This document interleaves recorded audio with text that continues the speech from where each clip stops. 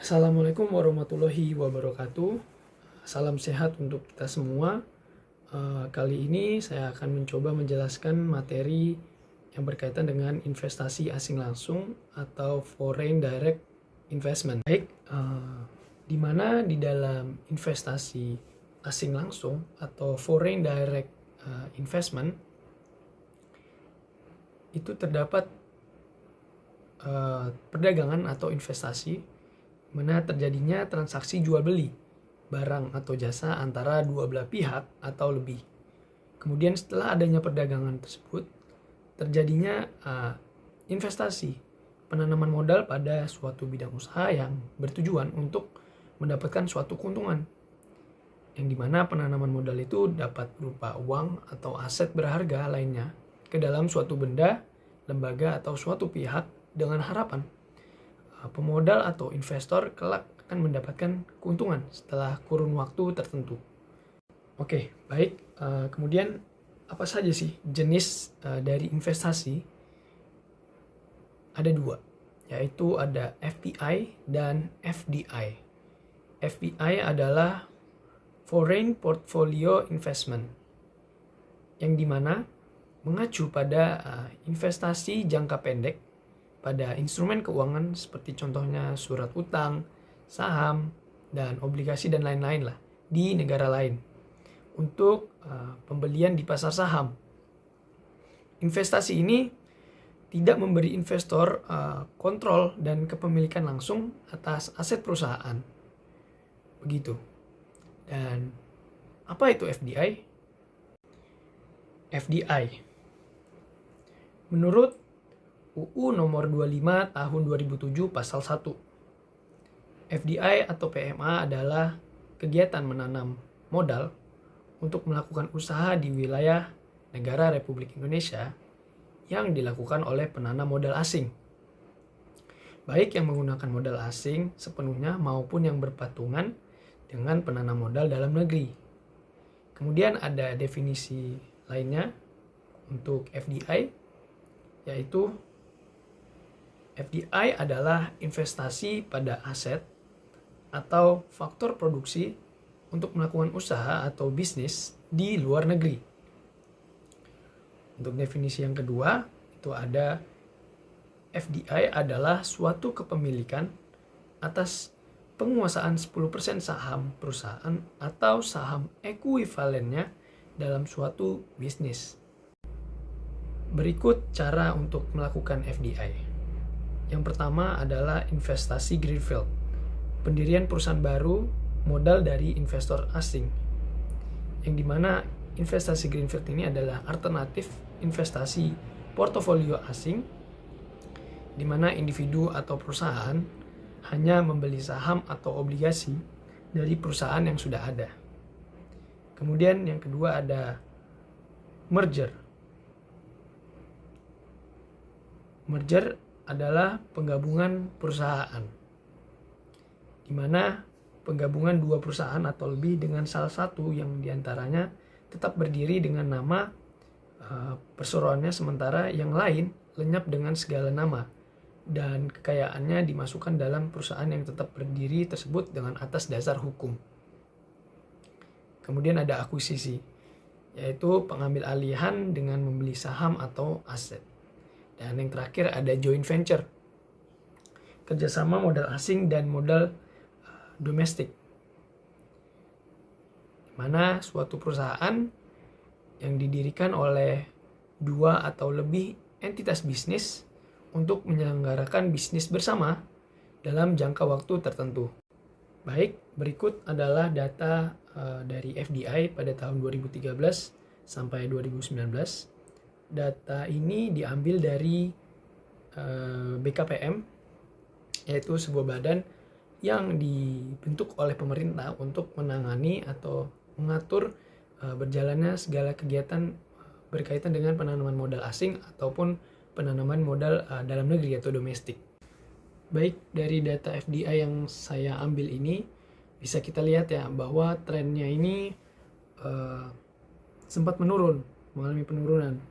Namun pada tahun 2019 mengalami penaikan kembali Tetapi kalau dilihat dari data ini, untuk trennya ini menanjak ya, naik begitu.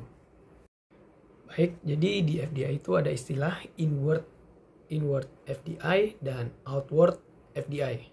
Yang dimana inward FDI itu negara luar melakukan investasi ke negara tujuan. Dan kemudian kalau outward FDI itu negara kita melakukan investasi ke negara luar, gitu. Ketika terjadinya inward FDI, itu terjadinya arus masuk, yaitu inflow. Kemudian kalau outward FDI itu berarti arus keluar. Ya, yang dimana inflow ini merupakan masuknya sejumlah dana dari luar negeri ke dalam suatu negara untuk tujuan investasi. Namun untuk outflow sendiri itu merupakan transaksi pembelian aset dari luar negeri. Jadi pembelian aset negara asing yang akan mengeluarkan dana untuk membayar pembelian aset tersebut, begitu. Lalu ada FDI horizontal dan FDI vertikal. Yang dimana FDI horizontal itu bertujuan untuk mendekati pasar sehingga dapat mengurangi biaya transportasi dan pembatasan perdagangan. Seperti contohnya ketika negara asal membuat baju dengan kaos yang berbentuk sama, maka di negara yang lain juga dia akan memproduksi baju yang sama juga dengan kaos yang sama. Namun untuk FDI vertikal itu bertujuan untuk mencari faktor-faktor produksi yang lebih efisien, begitu. Berikut faktor-faktor yang mempengaruhi FDI. Berawal dari faktor pasokan, itu ada biaya produksi, ada logistik, ada ketersediaan sumber daya, dan akses terhadap teknologi untuk faktor pasokan. Kemudian ada faktor permintaan, yaitu akses pelanggan, keunggulan pemasaran, eksploitasi keunggulan kompetitif, mobilitas pelanggan. Kemudian ada faktor politik, yaitu menghindari rintangan perdagangan, insentif pembangunan ekonomi. Faktor pasokan, yaitu contohnya dari biaya produksi, mendirikan pabrik di negara dengan berbiaya rendah. Contohnya Intel itu mendirikan pabrik chip di Chengdu di Cina. Kemudian dari logistik, perusahaan memilih memproduksi di pasar asing daripada ekspor karena menurut mereka itu low cost. Kemudian ada sumber daya, di mana adanya keterbatasan sumber daya dari negara asal. Lalu untuk yang terakhir ada akses teknologi. Perusahaan memiliki akses terhadap teknologi, seperti contohnya dari farmasi Swiss invest ke biogenetik di Amerika Serikat.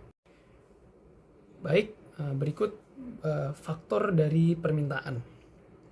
Yang pertama yaitu akses pelanggan, di mana perusahaan fisiknya harus ada di pasar asing untuk akses pelanggan.